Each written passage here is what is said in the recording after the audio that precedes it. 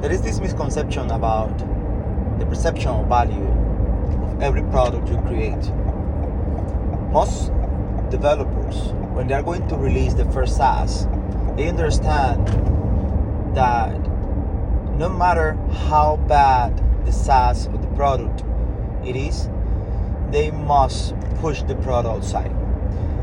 The fact is that if you don't do as fast as possible,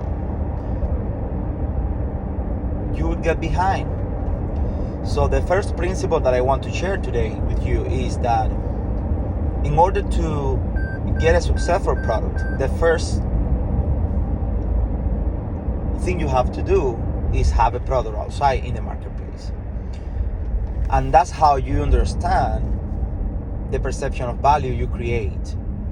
But the product in your mind doesn't create a perception of value, and the product in your mind doesn't create anything that can relate to any type of insight so you can improve the product. That's why I often say to my friends and in my podcast and when I write that most of us as developers, as software engineers, we have many ideas, and I'm pretty sure you have a great idea in your mind, but execution is more important than the idea you have.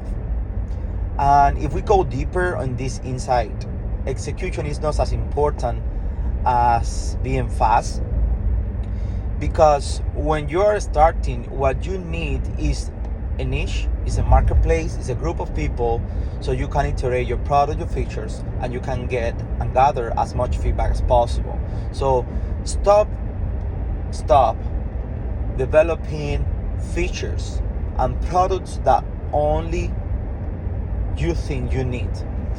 There is a difference here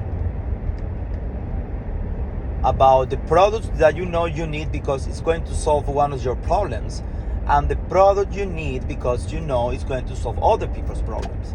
So the simple mental model that I will share with you here, if you have a problem that you know you can fix with a simple product, I think that's the first type of product you should build first. And the reason for this is because you get two advantages.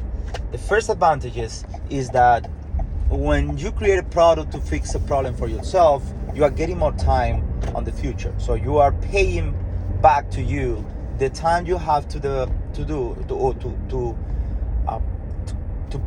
get that task done in the future. So you fix that problem.